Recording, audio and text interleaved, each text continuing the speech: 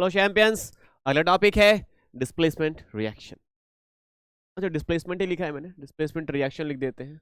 Reaction मैंने पूरे chapter में आर एक्शन लिखा है, चलिए इस बार पूरा लिख देते हैं, रिएक्शन।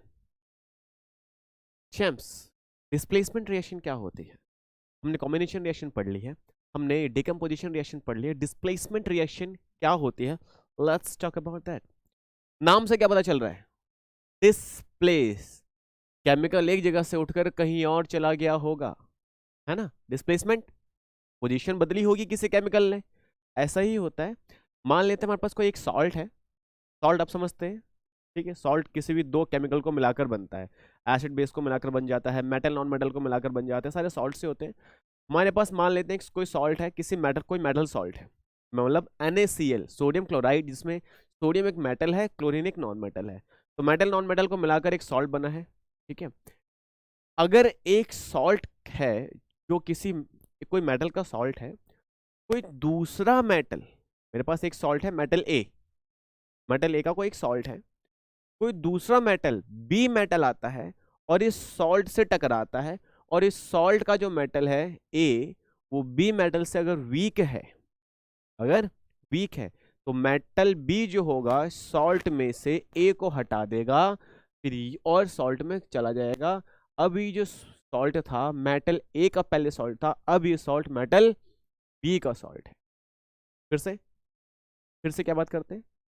हमारे पास कोई एक केमिकल है, इस केमिकल में से कोई दूसरा, कोई दूसरा एलिमेंट या कोई दूसरा केमिकल आता है, इस केमिकल के किसी एक पार्ट को हटा के खुद आ जाता है। तो उसने क्या किया, बाहर वाले ने इसको डिस्प्लेस कर दिया ना, तो this is called displacement reaction. और ये हटाएगा कि नहीं हटाएगा, बात किस पे डिपेंड करती है? ये बात डिपेंड करती है रिएक्टिविटी सीरीज पे। तो सबसे पहले क्या, if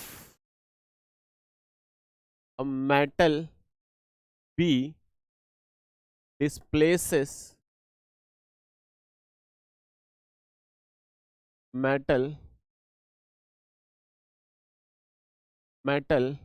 A from a salt, from a salt of metal A। अगर मेरे पास मेटल ए का सॉल्ट हो अगर मेरे पास एक मेटल ए का सॉल्ट हो, ओके चैम्प्स, अगर मेरे पास एक मेटल ए का सॉल्ट हो, और मेटल ए का जो सॉल्ट है, मेटल, मेरे पास सॉल्ट ऑफ मेटल ए है, इसमें अगर मैं मेटल बी डालता हूँ, तो जो बी आता है वो इसको ए को रिप्लेस कर देता है। मेरे पास जो सॉल्ट है वो मेटल बी का आ गया और ए अलग हो गया। मेरे पास जो सॉल्ट है वो मेटल ए का आ गया और मेटल बी अलग हो गया। क्या है ये? देखो, हुई ना डिस्प्लेसमेंट? क्या ये डिस्प्लेसमेंट हुई या नहीं हुई? तो मैं क्या कह सकता हूं कि डिस्प्लेसमेंट रिएक्शन क्या होती है? Elements take place of another element. तो डिस्प्लेसमेंट रिएक्शन में क्या होता है?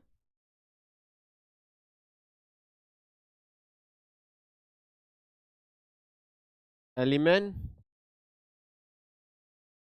Takes place of another element, ये है डिस्प्लेसमेंट रिएक्शन। कोई कोई मेरे पास मेटल ए का सॉल्ट था, उसमें मेटल बी अगर आता है, अटैक करता है, तो बी सॉल्ट बन जाता है और ये अलग हो जाता है। ऐसा होता है। एग्जाम्पल देखो, मेरे पास कॉपर सल्फेट था, चैम्प्स, मेरे पास कॉपर सल्फेट था। कॉपर सल्फेट एक सॉल्ट है, कॉपर का सॉल्ट है, इसमें मेटल कौन है? कॉपर है। कॉपर सल्फेट होता है, कॉपर सल्फेट में जब जिंक, जिंक आता है, अगर जिंक कॉपर सल्फेट के साथ ट्रीट किया जाएगा तो जिंक क्या करेगा, इस कॉपर को यहां से डिस्प्लेस कर देगा, हटा देगा, और जिंक सल्फेट बन जाएगा, कॉपर अलग हो जाएगा। पहले जो सॉल्यूशन था, पहले जो कॉपर सल्फेट का जो सॉल्यूशन था, that was in blue colour, वो ब्लू कलर का था चैम्प्स। जिंक जो था वो ग्रेइश व्हाइट, मेटल है तो मेटल अक्सर ग्रेइश व्हाइट, ठीक है, या फिर सिल्वरी व्हाइट ऐसे होते हैं, तो ये सिल्वरी व्हाइट था। तो सिल्वरी वाइट सब्सटेंस आया जब ब्लू कलर में जाता है, ब्लू कलर के सॉल्यूशन में जाता है जो कि कॉपर सल्फेट का सॉल्यूशन है, तो तुरंत ये रिएक्शन बदल जाती है, ये ब्लू कलर से कलरलेस हो जाता है चम्स। क्या हो जाता है? कलरलेस हो जाता है। और कलरलेस होने के बाद क्या बन गया? इसका क्या मतलब है कि ये जिंक सल्फेट बन गया और कॉपर अलग सा में दिखता है, that is reddish brown, red brown colour का कॉपर हमें दिखता है। ओके, अब कॉपर सल्फेट हमने फिर से लिया ब्लू कलर का, इसमें मैग्नीशियम डाला, मैग्नीशियम भी जो है वो कॉपर को हटा देता है अलग से, देखो, और मैग्नीशियम सल्फेट बन जाता है जो कि फिर से एक कलरलेस सॉल्यूशन है। अब अगर ये पहले से ऐसा होता, अगर पहले से मैग्नीशियम सल्फेट होता, हर बार कॉपर को हटाया जा रहा है, इस बार कॉपर मैं बाद में डालता हूं, तब क्या होगा? तब क्या रिएक्शन होगी? आंसर इज नो रिएक्शन, कोई रिएक्शन नहीं होगी। तो क्या मैं कभी भी किसी को भी किसी दूसरे सॉल्ट में डालूं तो रिएक्शन मुझे मिलेगी displacement reaction? Answer is no, हर बार नहीं मिलेगी। मिलेगी कब? आपने जो दूसरा सॉल्ट मेटल डाला है उस सॉल्ट वाले मेटल से ज्यादा स्ट्रांग होना चाहिए। जैसे कि मैंने कहा आपको एक रिएक्टिविटी सीरीज याद करनी है, क्या? Please stop calling me a zebra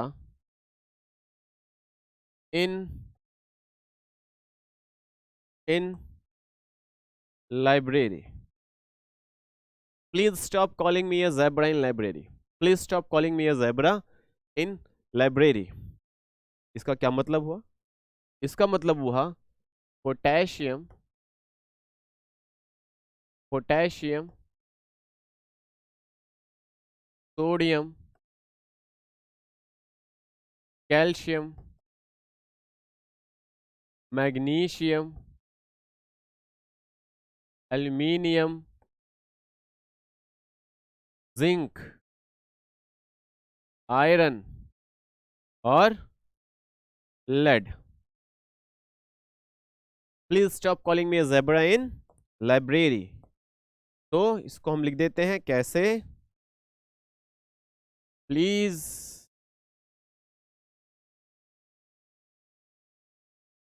stop calling me a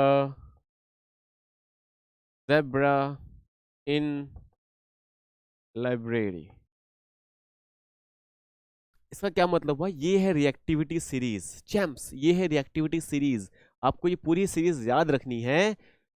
जो भी मेटल, जो भी मेटल ऊपर आ रहा है ये अपने नीचे वाले हर मेटल को डिस्प्लेस कर सकता है, डिस्प्लेसमेंट रिएक्शन शो कर सकता है।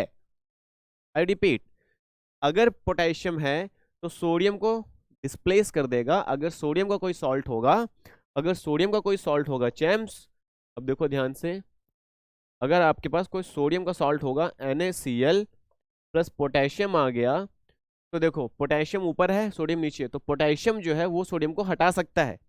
नाउ KCl बन जाएगा और सोडियम अलग हो जाएगा। लेकिन अगर इसका उल्टा होता, अगर इसका उल्टा होता, मतलब अगर हमारे पास KCl होता और मैं सोडियम यहाँ पे डालता तो नो रिएक्शन होती, क्योंकि अब देखो ध्यान से, सोडियम पोटेशियम को कभी नहीं हटा सकता क्योंकि सोडियम पोटेशियम से नीचे आता है। आपको ये रिएक्टिविटी सीरीज याद रखनी पड़ेगी। ओके, तो चैम्प्स अगर आपको ये सीरीज याद रही तो आप डिस्प्लेसमेंट रिएक्शन आराम से कर सकते हैं, नहीं याद रही तो नहीं कर सकते, तो याद रखिए। अच्छा, लेड के बाद क्या आता है? लेड के बाद आ जाता है हाइड्रोजन। क्या जाएगा? हाइड्रोजन, जो कि H होता है। उसके बाद, उसके बाद चार और हैं ऐसे, क्या? Copper, mercury, silver, gold. Copper, mercury, तो मैं कॉपर मरकरी ऐसे लिखता हूं, कॉपर, मरकरी, सिल्वर, गोल्ड। तो ये तो अब रहा हाइड्रोजन, हाइड्रोजन तो आपको याद रहेगा, ये लेड के बाद भाई हाइड्रोजन है। ये सारे के सारे, ये जो सारे हैं ये हाइड्रोजन से भी ज्यादा रिएक्टिव एलिमेंट्स हैं। पर इसके बाद जो आते हैं, इसके बाद जो है कॉपर, कॉपर हाइड्रोजन से भी लेस रिएक्टिव है। कॉपर हाइड्रोजन से भी लेस रिएक्टिव है, इसका मतलब कॉपर जो है वो वाटर को भी नहीं तोड़ पाएगा, वाटर को भी नहीं अलग कर पाएगा। ये लोग कर सकते हैं जरूरत पड़ने पर, क्योंकि ये हाइड्रोजन से ज्यादा रिएक्टिव है। फिर से अब इनको कैसे याद रखना है, इनको याद रखना है कॉल, नहीं चलो मैं लिख देता हूँ copper, copper, mercury, silver and gold.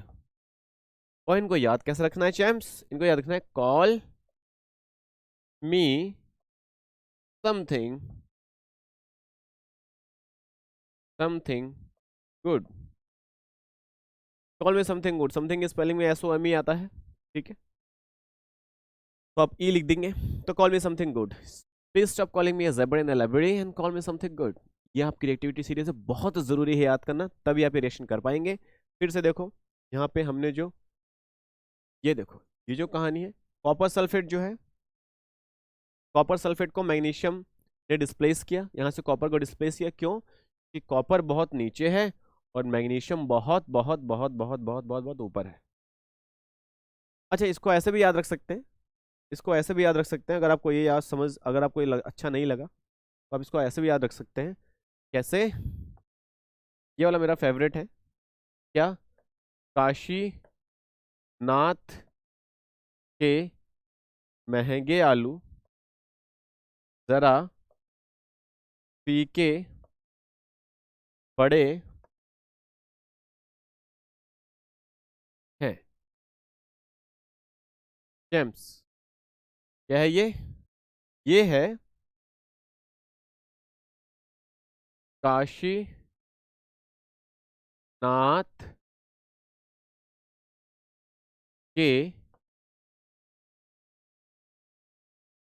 महंगे, हिंदी में लिख देते हैं या इंग्लिश में सही है, महंगे आलू जरा फीके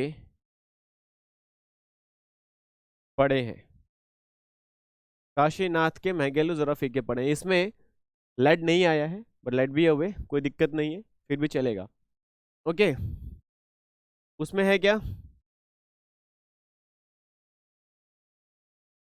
लेड है, इसमें नहीं है,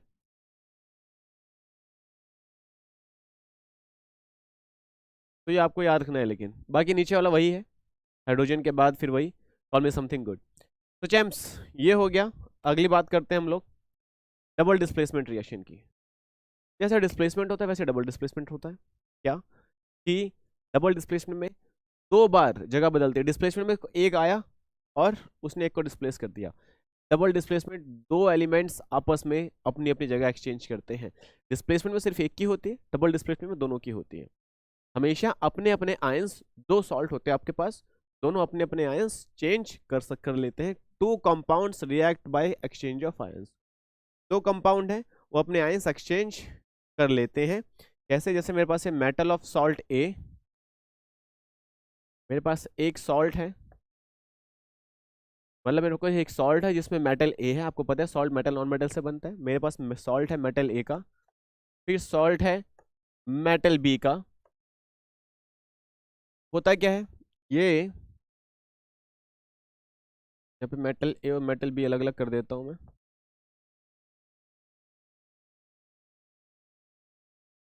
सॉल्ट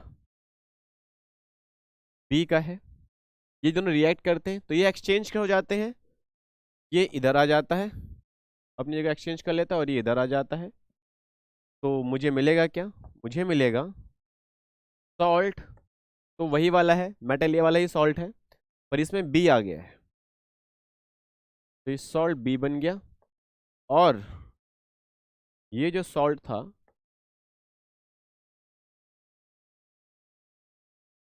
के पास ए आ गया। देखो चैम्प्स, सॉल्ट ए मतलब पिंक वाले के साथ ग्रीन चला गया और ग्रीन वाले के साथ पिंक आ गया, ये आयन एक्सचेंज हो गए, इसने अपने आयन्स उसको दे दिए, उसने अपने इसको दे दिए, डबल डिस्प्लेसमेंट हो गई। हुई कि नहीं हुई, डबल डिस्प्लेसमेंट रिएक्शन है। डबल डिस्प्लेसमेंट रिएक्शन में आप एक चीज बहुत ज्यादा देखेंगे, क्या, इसमें प्रेसिपिटेट बहुत बनते हैं। क्या होते हैं प्रेसिपिटेट, एक इनसॉल्युबल सॉलिड सब्सटेंस हमें प्रोडक्ट में मिल जाता है, जो कि सेपरेटली हमें आराम से ज़्यादा ढूंढने की जरूरत नहीं पड़ती, हमें रिएक्शन में सेपरेटली हमें एक सॉलिड इनसॉल्युबल सब्सटेंस मिल जाता है, दैट इज कॉल्ड प्रेसिपिटेट। और जिसमें ऐसा होता है, जिन रिएक्शंस में प्रेसिपिटेट मिल रहे हैं, दैट इज कॉल्ड प्रेसिपिटेशन। उन रिएक्शन को हम प्रेसिपिटेशन रिएक्शन भी कहते हैं, इसे याद रखना, ठीक है, वेरी इंपॉर्टेंट। अब इसमें एग्जांपल देखते हैं हम लोग डबल डिस्प्लेसमेंट रिएक्शन की। AgNO3 था हमारे पास, ये पहले AgNO3 था, और ये जो AgNO3 था, इसमें जब हम NaCl डालते हैं, नमक डालते हैं, तो हमें सिल्वर क्लोराइड, सिल्वर नाइट्रेट होता है ये सिल्वर नाइट्रेट, ये सिल्वर नाइट्रेट था चैम्प, ये सोडियम क्लोराइड था जिसको कॉमन सॉल्ट भी कहते हैं, sodium chloride champs. AgCl silver chloride हमें मिला, और सिल्वर क्लोराइड के साथ साथ हमें क्या मिला, सोडियम नाइट्रेट। तो ये हो गया sodium chloride, sorry silver chloride, sodium chloride तो पहले था, ये हो गया सिल्वर क्लोराइड और सोडियम नाइट्रेट। ये इनसॉल्युबल इन वाटर होता है, और ये प्रेसिपिटेट हमें मिल जाते हैं ये सॉलिड फॉर्म में। और इस रिएक्शन में नीचे, आप जब ये रिएक्शन पूरी होगी, आप देखेंगे नीचे टेस्ट ट्यूब के नीचे, या जिसमें यहाँ भी आप रिएक्शन करा रहे हैं, वहां नीचे आपको व्हाइट पाउडर या white crystals, white solid crystals आपको देखने को मिलेंगे, that is called silver chloride. Same हमारे पास फिर से बेरियम क्लोराइड था, फिर सोडियम सल्फेट था, इन दोनों को हमने रिएक्ट कराया, इन दोनों ने अपने आयन एक्सचेंज किए, ये इसके साथ चला गया और ये इसके साथ आ गया, तो मेरे पास मिल गया बेरियम सल्फेट जो कि व्हाइट प्रेसिपिटेट होता है। ये भी रिएक्शन के लास्ट में मुझे मिलेगा व्हाइट प्रेसिपिटेट के फॉर्म में। सोडियम क्लोराइड, नमक, आप देख ही रहे हैं, ठीक है, ये सॉल्युबल इन वाटर होता है। ये प्रेसिपिटेट्स हमेशा इनसॉल्युबल होते हैं, तो मैं आपको यहाँ पे लिख भी देता हूँ, जो कि ज़रूरी है।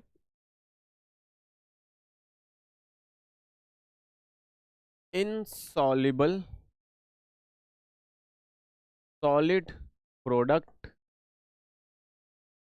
या solid product which is insoluble in water, which is insoluble in water, solid product which is insoluble in water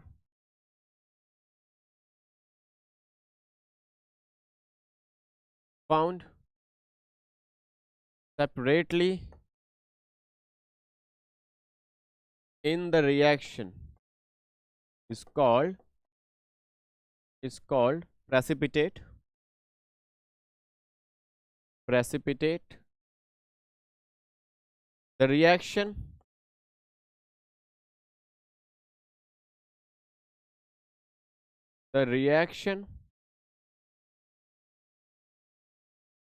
in which precipitate is formed, precipitate को मैं पीपीटी लिख देता हूँ, आप पूरा लिखना, कोई दिक्कत नहीं, मैंने बहुत बार प्रेसिपिटेट लिख रखा है, तो हम पीपीटी लिख सकते हैं।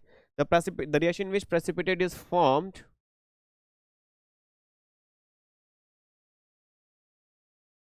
is called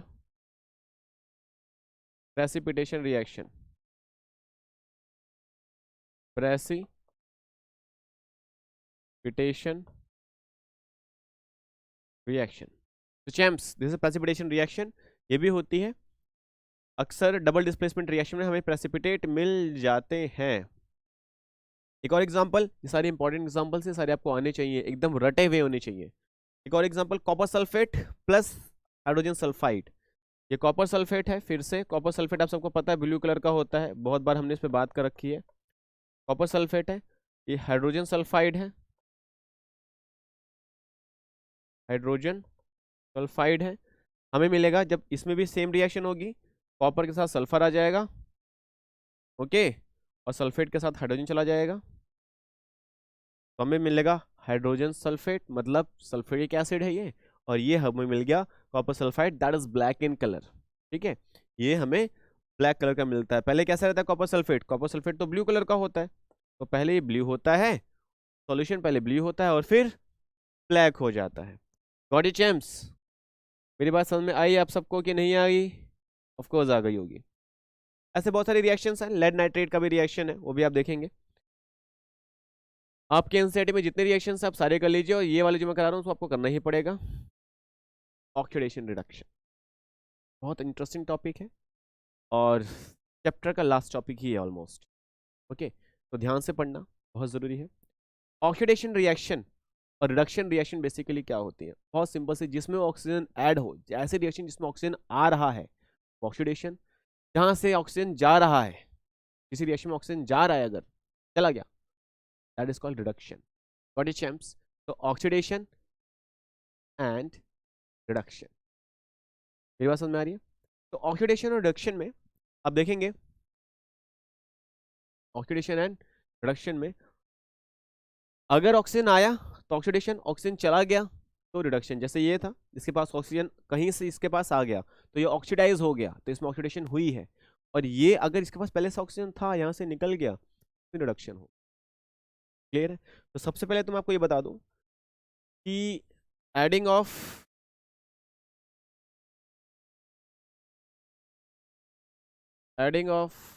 ऑक्सीजन ऑक्सीडेशन कहलाता है, और रिमूवल ऑफ ऑक्सीजन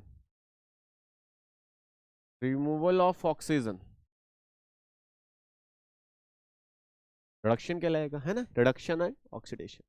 एक और यहाँ पे रिडक्शन एक और चीज से होता है, अगर मैं कहीं हाइड्रोजन ऐड कर दूं तो रिडक्शन है। आई रिपीट, हाइड्रोजन ऐड करना रिडक्शन, ऑक्सीजन ऐड करना ऑक्सीडेशन, इनका वाइस वर्सा। हाइड्रोजन ऐड करने का रिडक्शन है, अगर है हाइड्रोजन अगर ऐड करने में रिडक्शन है, मैं यहाँ पे लिख देता हूँ एडिंग ऑफ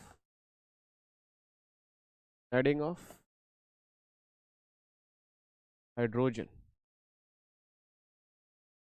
रिडक्शन है। ओके चैम्प्स, या फिर रिमूवल, जैसे यहाँ पे एडिंग ऑफ ऑक्सीजन रिडक्शन, या फिर removal of oxygen reduction. Oxidation reduction एक दूसरे के वाइस वर्सा होते हैं, एक दूसरे के उल्टे होते हैं, अपोजिट होते हैं। अगर ऐड करके ऑक्सीडेशन कहला रहा है, अगर ऑक्सीजन ऐड करने का मतलब ऑक्सीडेशन, तो ऑक्सीजन हटाने का मतलब रिडक्शन।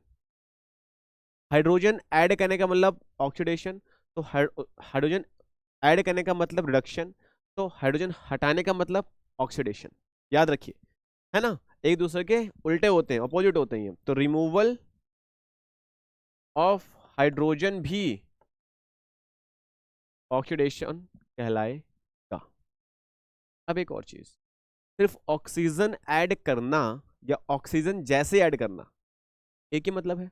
ऑक्सीजन ऐड करना या फिर ऑक्सीजन जैसे ऐड करना एक ही चीज है। क्रिकेट में आप एक बैट्समैन हटा देते हो तो दोबारा एक बैट्समैन ले आते हो, तो हम दोनों का एक ही मतलब होता है ना, कि मतलब हमें लगता है कुछ गैप, कुछ खाली नहीं हुआ, जैसा था टीम वैसी ही है। तो आप अगर ऑक्सीजन ऐड कर रहे हो, ऑक्सीजन आपने हटा दिया, ऑक्सीजन के बदले ऑक्सीजन जैसा ही कुछ और ऐड कर दिया, तो उसका मतलब भी ऑक्सीडेशन ही कहलाता है। कहने का मतलब ऑक्सीजन ऐड करो या ऑक्सीजन जैसे कुछ ऐड करो। अच्छा, ऑक्सीजन जैसे मतलब क्या, है ना? आप सोच रहे हैं सर ऑक्सीजन जैसा मतलब क्या? ऑक्सीजन जैसा मतलब ऑक्सीजन जो होता है बेटा इलेक्ट्रोनेगेटिव होता है। इसका मतलब कोई भी इलेक्ट्रोनेगेटिव ऐड करोगे तो वो ऑक्सीडेशन कहलाएगा। ठीक है, तो मैं यहाँ पे लिख देता हूँ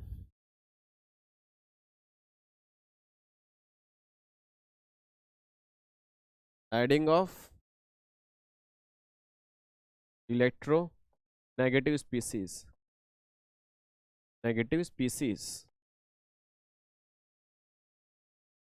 अब इसका उल्टा, अगर इलेक्ट्रोनेगेटिव ऐड करने का मतलब ऑक्सीडेशन है, तो रिमूव करने का मतलब रिडक्शन होगा, है ना चैम्प्स?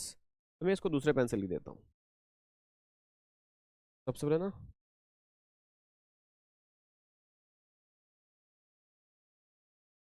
ये सही है ना?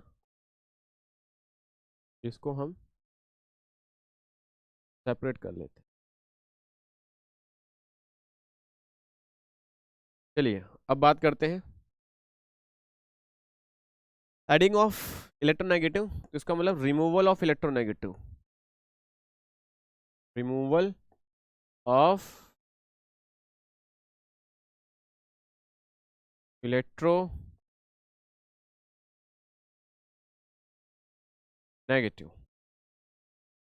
अब एक और कहानी, क्या?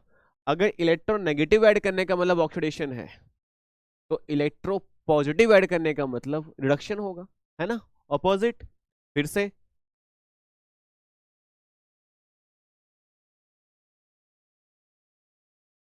यहाँ पे हम बात करते हैं एडिंग ऑफ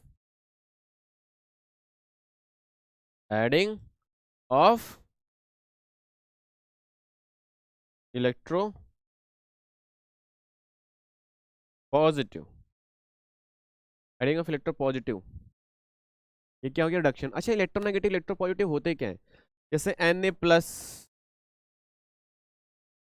इलेक्ट्रो पॉजिटिव है, ठीक है, H3O प्लस इलेक्ट्रो पॉजिटिव है, ठीक, Cl माइनस इलेक्ट्रोनेगेटिव है, ओके, OH माइनस, ये सब इलेक्ट्रो नेगेटिव है, ठीक है। They have capacity to attract electron, they have capacity to attract electron, okay champs.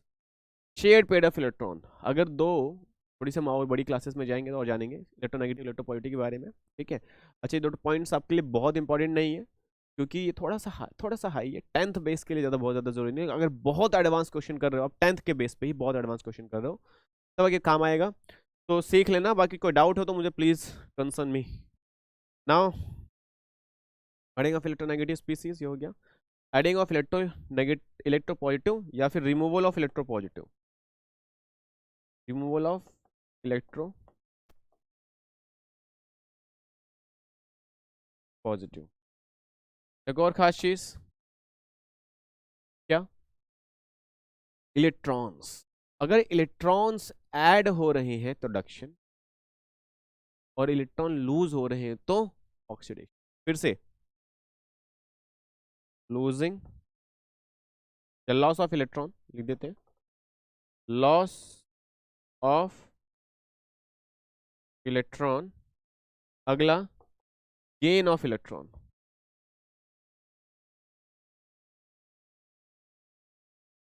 Gain of electron. अगर इलेक्ट्रॉन गेन कर रहे हैं तो इसको ऐसे भी याद रखिए,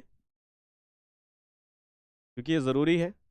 ऑयल गिर, ऑयल गिर मतलब ऑक्सीडेशन, ऑक्सीडेशन इज लूजिंग, मतलब अगर इलेक्ट्रॉन लूज कर रहे हैं तो oxidation. Gain is reduction, gain is reduction. अगर अगर इलेक्ट्रॉन गेन कर रहे हैं तो रिडक्शन। तो ये सारी कहानी है। कितने सारे पॉइंट्स हो गए देखो, ये सारे पॉइंट्स आपको याद रखने पड़ेंगे ऑक्सीडेशन एंड रिडक्शन के। Got it champs? अब याद करेंगे। चलिए एक एग्जांपल ले लेते हैं, है ना। डेफिनेशन तो बहुत सारी कर ली, एग्जांपल्स पे जरा काम कर लेते हैं कि ऑक्सीडेशन रिडक्शन हम कहाँ बोलेंगे, कैसे बोलेंगे। हमारे पास कॉपर ऑक्साइड है, हमने इसमें हाइड्रोजन ऐड करने की कोशिश करी, तो ये हाइड्रोजन क्या करेगा? इस वाटर को खींच लेगा, क्योंकि अभी हमने बात करी थी कि कॉपर के ऊपर हाइड्रोजन आता है ना। तो हाइड्रोजन जो है कॉपर से भी ज़्यादा रिएक्टिव है, जिसकी वजह से ये इससे क्या करेगा? ऑक्सीजन अपनी तरफ खींच लेगा, तो कॉपर अकेला बच जाएगा और H2O हमें मिल जाएगा। तो अब ध्यान से देखिए, यहाँ पे कॉपर ऑक्साइड जो था वो रिड्यूस हो गया, क्योंकि लॉस ऑफ ऑक्सीजन हुआ, है ना। हमने ये देखो यहाँ पे डेफिनेशन क्या लिखी है, यहाँ पे लिखिए कि रिमूवल ऑफ ऑक्सीजन। तो क्या हमने कॉपर ऑक्साइड से ऑक्सीजन रिमूव किया? यस। तो आप लिखेंगे copper oxide is reduced, copper oxide जो है वो रिड्यूस हुआ है because there is a loss of, क्योंकि यहाँ पे लॉस ऑफ ऑक्सीजन है। Got it champs? आपको दिख रहा है कि नहीं दिख रहा? ऑफ कोर्स दिख रहा होगा। इस रिएक्शन में हम हीट भी देते हैं, क्योंकि बिना हीट के इतना आसान नहीं है, क्योंकि इतना अच्छा रिएक्टिव भी नहीं होता ये। उसके बाद हाइड्रोजन के साथ क्या हुआ देखो, हाइड्रोजन के साथ क्या हुआ? हाइड्रोजन के साथ क्या हुआ? हाइड्रोजन तो ऑक्सीडाइज हुआ है,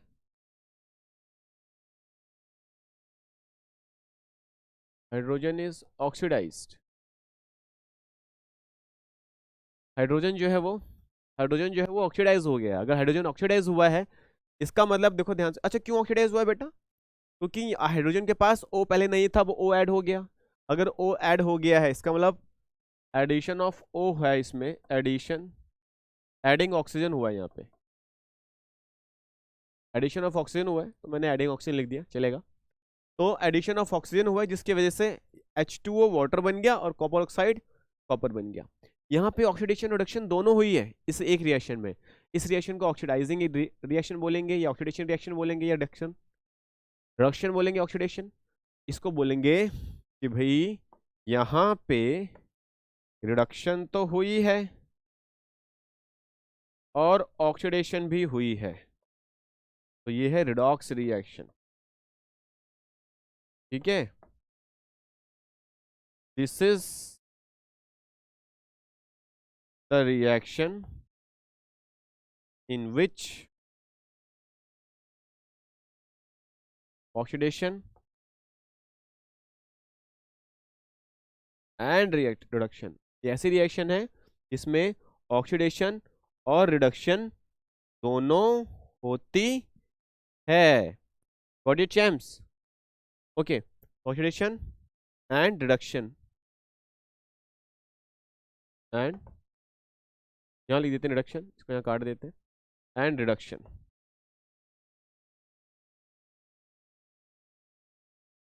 टेक्स प्लेस, तो वो रिएक्शन जहां पे ऑक्सीडेशन रिडक्शन और रिडक्शन दोनों हो उसे रिडॉक्स रिएक्शन कहते हैं। चैम्प्स आगे बढ़ते हैं। Effects of oxidation. ऑक्सीडेशन से क्या फायदा क्या नुकसान होता है? तो अक्सर ऑक्सीडेशन से नुकसान ज्यादा होता है।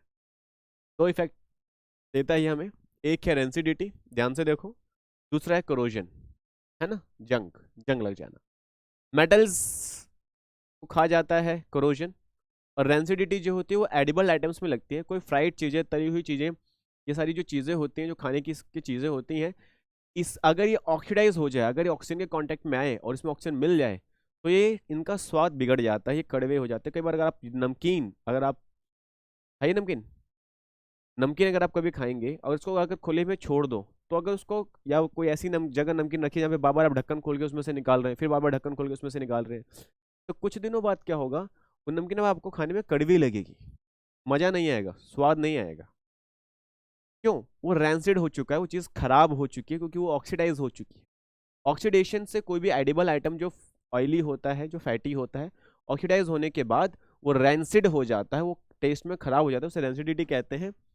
The condition produce by aerial oxidation, आसपास के जो हवा की जो ऑक्सीजन है उससे अगर कोई भी चीज़ अगर उसकी वजह से, उस हवा की ऑक्सीजन की वजह से अगर कोई चीज़ ऑक्सीडाइज हो जाए, फैट या ऑयल से बनी हुई, found marked by unpleasant smell, उसकी स्मेल खराब हो जाती है ना, ऑक्सीजन की वजह से स्मेल खराब हो जाती है, and taste called rancidity, taste और स्मेल दोनों खराब हो जाए ऑक्सीजन होने की वजह से, वो क्या हो गया, रेंसिड हो गया। आप सब देखेंगे खाने पीने के आइटम जो फ्राइड होते हैं, जो ऑयली होते हैं, वो रेंसिड होने पे खराब हो जाते हैं। Got it champs? कैसे बचेंगे? कई सारे तरीके हैं बचने के। एक तो देखो, उनको हवा से बचा के रखिए। हम जब अचार वचार बनाते हैं तो उसमें उसको तेल में डुबो देते हैं, तो तेल से क्या होता है, वो ऑक्सीजन अंदर जा ही नहीं पाता, है ना, तो अचार बचा रह जाता है।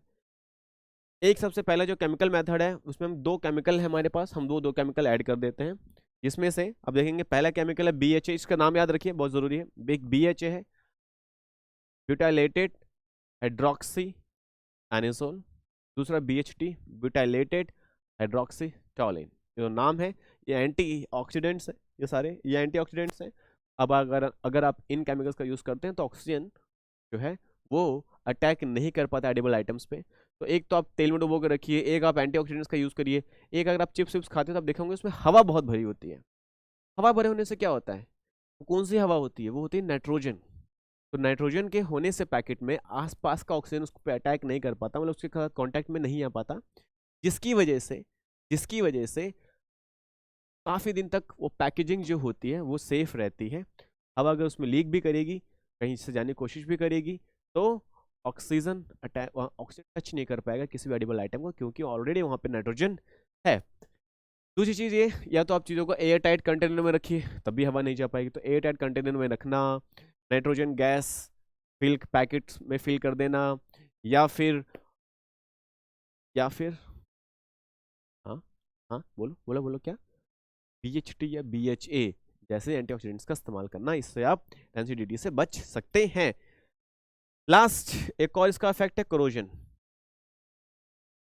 करोजन मतलब जंग लग जाना, किसी भी मेटल पे अगर ऑक्सीजन का कांटेक्ट ज़्यादा हो जाता है तो वो करड हो जाता है, करोजन की वजह से वो मेटल खत्म हो जाता है। सबसे अच्छा एग्जाम्पल हमने देखा होगा लोहे पे जंग लगना ना चैम्प्स, आपने लोहों पे जंग लगे देखा होगा। लोहे पे जंग लगने का क्या मतलब होता है, लोहे पे ऑक्सीजन और वाटर का अटैक चलता है, अटैक होने से क्या होता है, लोहा जो होता है धीरे धीरे धीरे धीरे खराब होना शुरू हो जाता है और एक टाइम पे वो एकदम खत्म हो जाता है, ब्राउनिश कलर का हो जाता है। उसको रस्ट कहते हैं, रशिंग ऑफ आयरन, मतलब वो जो कोरोजन के बाद, जब कोरोजन का मतलब आयरन में वाटर और ऑक्सीजन के प्रेजेंस में कुछ केमिकल रिएक्शंस होगी जिसकी वजह से वाटर जो आयरन है वो ईटन अब वो खत्म होना शुरू हो जाएगा। वो जो बन गया ब्राउनिश कलर का, पहले लोहा देखो ब्राउनिश तो नहीं होता, आयरन जो होता है वो ग्रेइश कलर का होता है, डार्क कलर का होता है। जब वो ऑक्सीजन और मॉइस्चर उस पर अटैक करते हैं तो ग्रेइश तो रेडिश ब्राउन कलर का हो जाता है, दैट इज कॉल्ड रस्ट। ठीक है, वो रस्ट होता है, उसको फेरिक ऑक्साइड भी कहा जाता है, ठीक है, केमिकल नेम है वो। ठीक है, Fe2O3 बन जाता है वो। फिलहाल रशिंग हो गया, बचने का तरीका क्या है, एक ही तरीका है भैया, ऑक्सीजन मत आने दो आयरन पे, कुछ भी करो ऑक्सीजन आना नहीं चाहिए आयरन पे, टच नहीं करना चाहिए ऑक्सीजन आयरन को।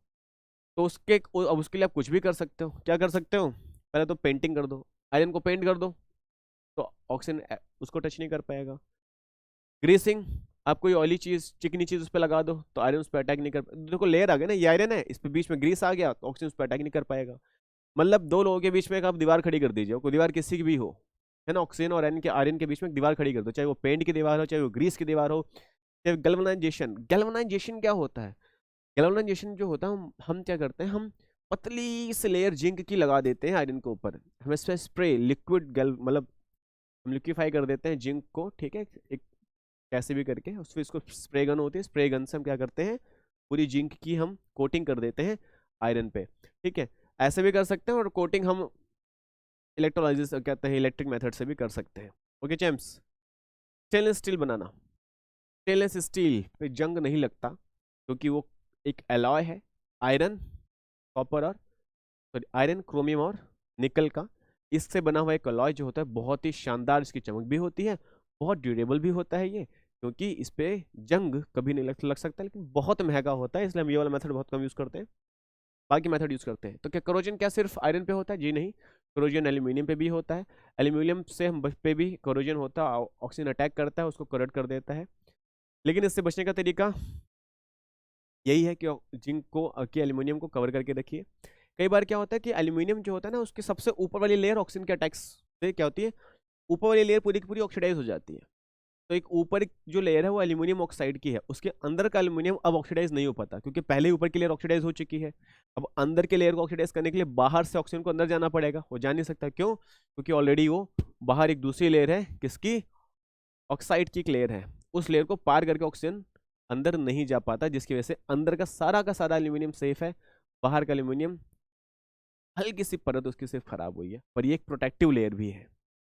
तो हम क्या करते हैं, कई बार एल्यूमिनियम की ऊपर वाली लेयर को जानबूझ के ऑक्सीडाइज करते हैं, जानबूझ के करोड करते हैं, जानबूझ के एल्यूमिनियम को एल्यूमिनियम ऑक्साइड बनाने की कोशिश करते हैं, ताकि अंदर का सारा एल्यूमिनियम उसके नीचे का सारा सेफ रहे, वो एक जानबूझ के लेयर उस पर बनाने की कोशिश करी जाती है। This process called anodizing. What is anodizing, the process of forming a protecting layer of aluminum oxide on the aluminum by electroplating, है ना, हम इलेक्ट्रिसिटी की हेल्प से करते हैं। कॉपर भी ऑक्सीडाइज होता है, ओके, तो जब कॉपर ऑक्सीडाइज होता है तो उसमें वो ग्रीनिश कलर का हो जाता है, उसमें सिर्फ कॉपर, एक्चुअली जब एयर में रखा जाता है तो उसमें कॉपर कार्बोनेट आके उस पर अटैक करते हैं, ठीक है, कॉपर कार्बोनेट होता है वो, ठीक है, वो ग्रीनिश कलर का होता है। तो करोजन लगभग सभी मेटल्स हो सकते हैं, बस बचा के रखना है उन सभी को। चैप्टर में इतना ही है, बाकी सारी बातें हम कब करेंगे, जो आप मुझसे डाउट्स पूछेंगे इस चैप्टर से रिलेटेड। Till then bye.